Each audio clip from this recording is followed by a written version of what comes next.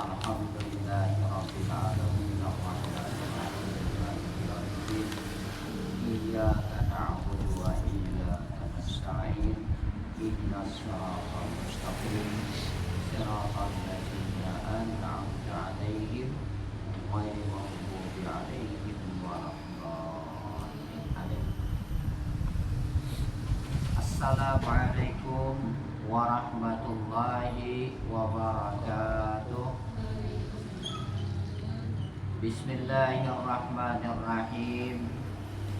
Alhamdulillahilladzi tasafa bil kamalat. Asyhadu an la ilaha illallah wahdahu la syarikalah ilahu jami'il mawjudat. Wa asyhadu anna sayyidana wa nabiyyana Muhammadan khairul makhluqat wa ala alihi wa sahbihi wa tabi'in wa tabi'at. Amma ba'd, faqad qala Allah ta'ala fi kitabihil karim ba'da a'udzu billahi minasy syaithanir rajim wa tawakkal 'alal hadil ladzi la yamut wa tawakkal 'alal hayyil ladzi la yamut. Shadaqallahul 'adzim. Pada malam ini kita masih melanjutkan tentang pembahasan masalah hayat. Ini termasuk di antara kesempurnaan sifat-sifat Allah Subhanahu wa taala. Halaman 28. Halaman 28. Di hayat ini adalah mensahkan akan sifat-sifat yang lain. Dengan adanya hayat ini tentu akan ada sifat qudrat, iradat, ilmu, sama, basar, dan kalam. Dan Allah Subhanahu wa taala hidup tidak pakai roh. Karena itu ia tidak akan mati. Adapun makhluk, manusia, jin, malaikat, dan makhluk-makhluk yang lain ada punya roh dan nyawa. Oleh karena itu mereka bisa mati. Manusia punya roh, akan mati. Binatang punya nyawa, akan mati. Pohon ada punya nyawa, akan mati juga. Pokoknya apa saja yang punya roh dan nyawa pasti akan mati. Kullu nafsin dha'iqatul maut. Semua yang bernyawa pasti merasakan akan kematian. Iman, insya Allah pasti. Cuma harinya, tanggalnya itu adalah hal yang gaib. Hanya Allah yang tahu. Kita tidak tahu. Cuma ada tanda-tandanya bagi orang yang ada punya amalan, yaitu mengamalkan akhir surah Taubah, yakni laqad ja'akum rasulun min anfusikum azizun 'alaihi ma 'anittum harisun 'alaikum bil mu'minina raufur rahim. Nah, itu diamalkan hari-hari. Nanti bila kita tidak kawal lagi membacanya, itu pertanda kita tidak lama lagi akan meninggal dunia. Cuma harinya tidak tahu kita harinya. Itu orang baik amalan guru balang. Itu laqad ja'akum rasulun min anfusikum. Akhir surat Taubah. Ini bismillah, coba bismillah. Ya, surat Taubah itu dibaca tidak pakai bismillah, dipakai ta'awuz, kayak auzubillah saja. laqad ja'akum termasuk surah Taubah. Kalau dibaca auzubillah. Ternyata habis itu auzubillahi minasyaitonir rajim. Laqad ja'akum rasulun min anfusikum. Terus sampai habis. Jadi baca, diamalkan hari-hari. Nanti kalau kita tidak bisa membacanya, karena hafal lagi. Kamu dibeli itu membacanya. Nah, itu pertanda kita tidak lama lagi akan meninggal dunia. Hayat wajib Allah Subhanahu wa ta'ala bersifat hayat, yakni hidup. Mustahil ia bersifat maut, artinya mati. Allah tidak bisa mati karena Allah hidup, tidak punya roh. Kayak apa Allah hidup tidak punya roh? Jangan dikaya apakan lagi. Kita beriman, percaya bahwa Allah itu hidup, tidak punya roh. Ini harus gitu. Kalau kita harus akhirnya bisa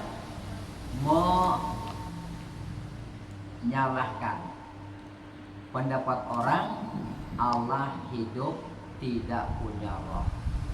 Akhirnya tergelincirlah akidah kita. Jadi akidah kita, akidah Sunni dan akidah yang benar bahwa Allah itu hidup, tidak punya roh. Jika Allah hidup punya roh, sama kita, sama kita bisa mati. Kalau bisa mati, lain Tuhan namanya. Yang namanya Tuhan itu pasti hidup selama-lamanya. Dalilnya firman Tuhan dalam surah Al-Furqan ayat 58. Itu dari aklinya. Dari aklinya baharu sekalian alam ini. Alam ini asalnya tidak ada, lalu ada. Tiap-tiap yang tidak ada menjadi ada, tentu ada Tuhan yang menjadikannya, yang hidup selama-lamanya. Naklinya firman Tuhan dalam surah Al-Furqan ayat 58, wa tawakkal 'alal hayyil ladzi la yamut. Wa tawakkal 'alal hayyil ladzi la yamut. Bertawakallah kepada Tuhan yang hidup, yang tidak akan mati selama-lamanya. Itu kalau kita terjemah dengan bahasa nahwunya begini. Bertawakallah kamu kepada Allah yang hidup, yang tidak akan mati selama-lamanya. Yang untuk fi'il mudhari'. Tawakal itu serahkan dirimu kepada Allah yang hidup, yang tidak akan mati selama-lamanya. Arti tawakal itu adalah setelah bekerja, serahkan hasilnya kepada Allah Ta'ala. Tawakal namanya. Orang bertani, tawakalnya tanam padi, hasilnya serahkan kepada Allah Ta'ala. Jika berhasil, dia syukur. Jika tidak berhasil, dia sabar. Karena sudah dia serahkan kepada Allah Ta'ala untuk mengaturnya. Jika petani mengandalkan kepintarannya, kalau tanam ini bibitnya di tanah ini pasti dapatnya sekian, lupa tawakal kepada Allah Ta'ala. Lalu hendak panen, datang banjir, disapunya tanaman kita, akhirnya gagal panen. Sedih karena ia mengandalkan kepintarannya. Kita berdagang, buka toko, itu usaha ikhtiar namanya. Hasilnya serahkan kepada Allah Ta'ala. Nah, itu tetap tawakal namanya. Bila untung syukur, bila rugi sabar. Itu itu orang yang tawakal kepada Allah Ta'ala. Keluar rumah, tawakal, serahkan kepada Allah untuk menjaga diri kita. Kita keluar rumah itu baca doa, langkah kaki kiri baca doa, Bismillah tawakkaltu 'alallah la haula wala quwata illa billah. Kalau kita baca itu ufita wa wukita, engkau akan dicukupkan, engkau akan dijaga sampai kembali kepada rumah. Bismillah tawakkaltu 'alallah la haula wala quwata illa billah. Jadi bertawakallah kepada Allah yang hidup, yang tidak akan mati selama-lamanya. Ini Tuhan yang sebenarnya. Orang menuhankan sapi, sapi bisa mati, lain Tuhan sapi. Orang menuhankan berhala, berhala bisa binasa, bisa hancur, bisa terbakar. Nah, berhala lain Tuhan. Tuhan yang sebenarnya adalah Allah yang bersifat hidup, yang tidak akan mati selama-lamanya. Ya, Allah Ta'ala itu kidam, tidak ada awal wujudnya, maka tidak ada akhir wujudnya, dan dia hidup selama-lamanya. Nah, kalau manusia dan makhluk yang lain ada awal dijadikan, ada akhir mati. Setelah mati, nanti di hari kiamat dihidupkan kembali, dibangkit dari kubur. Kalau dihalau kepada mahsyar, diterimanya amal, dihitung amal, ditimbang amal, nanti ditiadakan siratal mustaqim, bila jatuh neraka, bila selamat surga. Nah, itu tahapan-tahapannya di alam akhirat nanti. Penjelasan atau sarahnya, Allah Subhanahu wa Ta'ala menciptakan alam dengan kodrat dan iradatnya. Bukan saja hanya menciptakannya, akan tetapi juga membina dan memelihara dalam perkembangan selanjutnya. Yang memelihara itu pasti hidup. Olah mati dan memelihara ada olah.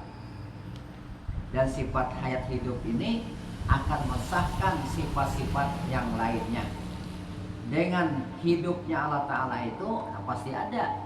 Dia bersifat kodrat, iradat, ilmu, sama, basar, dan kalam. Berlaku kodrat dan iradat Tuhan yang tidak putus-putusnya terhadap alam semesta, maka sudah pasti Tuhan yang Maha Kuasa berkehendak itu pasti hidup. Maulah orangnya berkuasa tapi mati, maulah tidak mau. Suatu hal yang mustahil pada akal jika sekiranya Tuhan yang Maha Kuasa, yang mau berkehendak itu ia bersifat mati, itu mustahil. Yang bisa mati itu makhluk, makhluk yang bernyawa atau makhluk yang punya roh. Binatang-binatang itu punya nyawa, pohon, rumput itu punya nyawa, manusia, jin, malaikat punya roh, itu pasti akan mati. Nabi Khidir itu kan kada mati, belum narai lagi. Nabi Saleh apa kada mati, belum lagi. Bagaimanapun panjangnya umur manusia pasti ada batasnya, ialah kematian pasti. Ada insya Allah lagi pasti. Nabi Isa diangkat Allah ke langit, bukan bisa masih hidup. Nah, nanti akan mati juga. Dengan dalil kullu nafsin dha'iqatul maut. semua yang bernapas, semua yang bernyawa pasti akan merasai kematian. Pasti. Dan umur kita ini udah tahu lah. Ada yang pendek umurnya atau singkat, ada yang pertengahan, ada yang tua umurnya. Bila Allah beri umur tua bangka, itu tabiatnya akan kembali kepada asal menganak. Paman nu'ammirhu nunaqisu fil khalqi afala ya'qilun. Bila orang itu kami panjangkan umurnya, maka kami balik dia seperti asal. Jadi orang tua yang tua bangka itu beberapa kami lah, jangan kita suuzan, wah ini lemah imannya. Ada setabiatnya kan sudah. Allah kembalikan kayak anak-anak lagi. Memang ada pang di antara manusia itu landang umurnya, tapi akalnya masih sehat. Nabi Nuh panjang umur, kurang lebih 1000 tahun umur. Lalu ada orang mengatakan, tapi pendapatnya salah itu, Nabi Nuh akhir-akhir hayatnya pikun, lali. Nah itu adalah melecehkan Nabi dan Rasul. Itu salah pendapat itu. Nabi, Rasul bisa sakit, bisa lapar, tapi tidak mengurangi martabat mereka yang sangat tinggi sekali. Bisa lapar, bisa sakit, bisa landak usia, tapi tidak mengurangi martabat mereka yang tinggi. Pun lali itu mengurangi namanya. Itu melecehkan Rasul. Rasul itu disuruh berdakwah sampai ke mati. Bila lali dia berdakwah. Nah, jadi kisah yang semacam itulah kada terasa pada melecehkan dan meremehkan Rasul. Mustahil Rasul bisa lali, bisa pikun, walaupun tua lah. Ya nabi-nabi itu tua-tua umur. Yang paling muda Nabi Isa, umur 33 tahun. Itu pun diangkat Allah ke langit. Di akhir zaman dia turun, mematah salib dan membunuh babi. Kenapa? Karena dia marah. Dia dikatakan disalib, dan babi itu haram dimakan di Injil yang asli. Lalu dirubah oleh para pendetanya babi halal. Dibunuhnya di babi itu dan dipatahnya salib. Dan dia akhirnya meneruskan akan syariat Nabi Muhammad, dan dia menjadi umat Nabi Muhammad nanti. Bukan Nabi terakhir, bukan. Nabi terakhir atau Nabi Muhammad. Mana bisa itu hanya melanjutkan syariat Nabi Muhammad, dan dia menjadi umat Nabi Muhammad nanti. Bukan Nabi terakhir.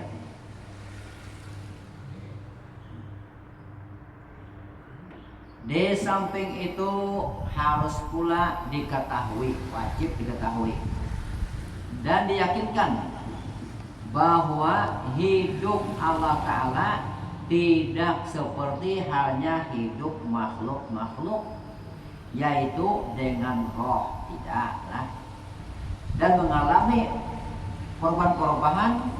Tetapi hidup Allah SWT adalah abadi, tidak dengan roh, tidak punya roh.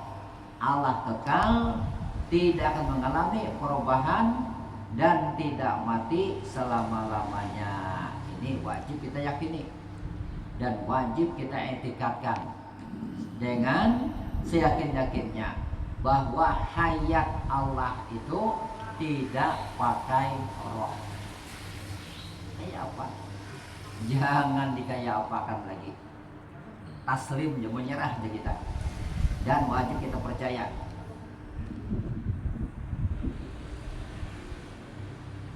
Firman Tuhan dalam surah Al-Baqarah ayat 255. Yang lazimnya kita katakan ayat kursi ini. Allahu la ilaha illa huwal hayyul qayyum la ta'khudhuhu sinatun wa la naum. Seterusnya. Allah Subhanahu wa taala adalah Tuhan yang patut disembah. Tidak ada Tuhan selain Dia yang maha hidup dan maha beri sendiri, yakni tidak berhajat kepada makhluk, tapi makhluk yang berhajat kepadanya. Tidak pernah mengantuk dan tidak pula tidur. Ini sifat Allah Ta'ala. Allah hidup, tidak punya roh. Allah tidak bisa ngantuk dan Allah tidak bisa tidur. Ngantuk, tidur itu sifat yang baru. Sifat manusia, sifat makhluk-makhluk yang lain bisa tidur dan bisa ngantuk. Adapun Allah Ta'ala tidak bisa tidur dan tidak bisa ngantuk. Lihat kursi lah. Di antara fadilah kursi adalah barang siapa hendak tidur membaca ayat kursi sekali, maka aman rumahnya, tetangganya daripada hal-hal yang tidak diinginkan. Tetangga 40 buah rumah terbuka, ke belakang, kiri, kanan, ke atas jika ada apartemen, ke bawah jika ada basement. Aman. Dan juga habis sembahyang fardu, jangan ditinggal di kursi. Dikatakan di hadis, man qara'a ayatul kursiyyi dubura furisatin maktubatin dakhala jannah illal maut. Barang siapa membaca ayat kursi tiap-tiap lepas sembahyang fardu, niscaya masuk surga, kecuali belum mati. Belum mati pada surga. Anda habis sembahyang fardu dan ketika hendak tidur baca ayat kursi. Tapi bagi perempuan yang sedang haid tidak usah baca kursi lah, karena kursi ini adalah ayat yang tidak bisa dikasat zikir. Kasat zikir itu hanya hendak makan baca Bismillahirrahmanirrahim boleh. Walaupun perempuan haid dan dipaslah kasat zikir. Ketika mendengar berita musibah atau kematian, baca inna lillahi wa inna ilaihi raji'un, kasat zikir. Naik kendaraan, baca subhanalladzi sakhara lana hadza wa ma kunna lahu muqrinin wa inna ila rabbina lamunqalibun, kasat zikir dan doa. Nah, itulah ayat-ayat yang boleh dibaca ketika sedang junub, haid dan nifas, tapi kasat zikir. Ya kursi udah kuat kasat zikir lah. Yang paling kada dibaca hendak tidur itu la ilaha illallah. Itu yang terakhir kita baca. La ilaha illallah. Karena bila sedang tidur dia mati, maka termasuk orang yang akhir hayatnya membaca la ilaha illallah. Man kana akhiru kalamihi la ilaha illallah dakhala jannah. Barang siapa akhir pandirnya di dunia ini dengan la ilaha illallah, masuk surga. Jadi katakan banget, waktu hendak mati baca la ilaha illallah. Hendak tidur, akhir yang kita baca la ilaha illallah. Tidak ada Tuhan yang berhak disembah kecuali hanya Allah Tuhan.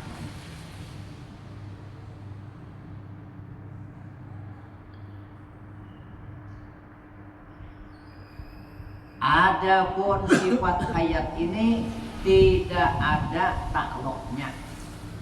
Ini ada sasarannya lah. Kalau kodrat sasarannya kepada wajib, mustahil dan bukan. Kalau kodrat sasarannya hanya kepada mungkinat. Iradat kepada mungkinat. Ilmu kepada wajib, jaiz dan mustahil. Basar takluknya kepada semua yang ada. Sama takluknya sasarannya kepada semua yang ada. Hayat tidak punya takluk. Allah hidup kok sudah. Hidup tidak punya roh. Yang mustahil mati. Kalam takluknya kepada wajib, mustahil dan jaiz. Kodrat, iradat kepada mungkinat saja. Di sifat ma'ani yang 7 itulah kodrat, iradat, ilmu, hayat, sama, basar, kalam. Hanya hayat yang tidak punya takluk, tidak punya sasaran. Yang 6 sisanya itu ada punya takluk atau sasaran. Nah, satu gawian sifat sasaran adalah nih sama, nah sama kita manusia, nah kepada sasarannya kepada suara. Nih hidung kita, nah kemana sasarannya kepada bau. Nah, adapun sama Allah, basar Allah takluknya kepada semua yang ada. Allah melihat akan suara karena suara ada. Allah mendengar akan semua yang ada. Ini buku ini ada, didengar Allah. Pokoknya apa sih yang ada, didengar dan dilihatnya. Sama dan basarnya, sasarannya kepada semua yang ada. Adapun hayat tidak punya takluk, tidak punya sasaran. Adapun sifat hayat ini tidaklah takluk, tidak punya takluk. Artinya tidak mempunyai sasaran kepada apapun juga. Tidaklah seperti sifat-sifat ma'ani yang lainnya. Masing-masing ada takluknya. Kodrat, iradat kepada mungkinat. Ilmu kepada yang wajib, mustahil dan jaiz. Sama basar kepada semua yang ada. Kalam kepada wajib, jaiz dan mustahil. Hayat tidak punya takluk. Akan tetapi sifat hayat adalah merupakan dasar. Dengan adanya hayat lalu ada kodrat, ilmu, sama, basar, kalam. Sifat dasar hayat ini. Dari sifat dasar itu bersumber bersifat kodrat, sifat iradah, sifat ilmu dan lain-lainnya. Dengan adanya hayat, Allah pasti mendengar, melihat, mengetahui dan berkata-kata dan kuasa dan berkehendak. Jadi sifat hayat itu mensahkan akan sifat-sifat ma'ani yang lainnya. Kesimpulannya adalah Allah Ta'ala itu wajib bersifat dengan sifat kesempurnaan. Di antara sifat kesempurnaannya adalah Allah bersifat hayat, hidup. Dan Allah hidup tidak punya roh. Maka itu Allah tidak bisa mati. Adapun makhluk semuanya ada punya roh dan nyawa. Pasti makhluk akan mengalami kematian. Apa dalil mengatakan Allah itu hidup? yaitu wa tawakkal 'alal hayyil ladzi la yamut. Bertawakallah kepada Allah yang hidup yang tidak akan mati selama-lamanya, dan hayat tidak punya takluk, tidak punya sasaran. Dan ada pada zat Allah Ta'ala hayat juga ada, kita tidak ada melihat zatnya, ada sifat hayat yang ada pada zatnya juga ada. Nah, jika seandainya kita ini dibukakannya hijab, kita melihat sifat hayat, sifat kodrat, sifat sama, sifat ilmu, sifat kalam yang ada pada zatnya. Tapi kita tidak dibukakan hijab olehnya. Zatnya tidak bisa kita melihat. Sifat-sifat yang ada pada zatnya kita tidak bisa melihat. Kita yakin pada ada itu. Dan mustahil ada pada zatnya sifat-sifat kekurangan, itu mustahil. Mustahil ada sifat-sifat kekurangan pada zatnya, seperti lemah, tidak punya kehendak, bisa mati, tuli, bisu, ada awal, ada akhir, berbilang-bilang. Sama makhluk itu mustahil ada pada zatnya, mustahil. Dan kita bahas sama Allah mendengar. Sampai sini kajian kita pada malam ini. Moga-moga ada manfaatnya. Salah hilaf mohon maaf. Wabillahi taufiq wal hidayah. Wassalamualaikum warahmatullahi wabarakatuh. Amin. Bismillahirrahmanirrahim. Alhamdulillah.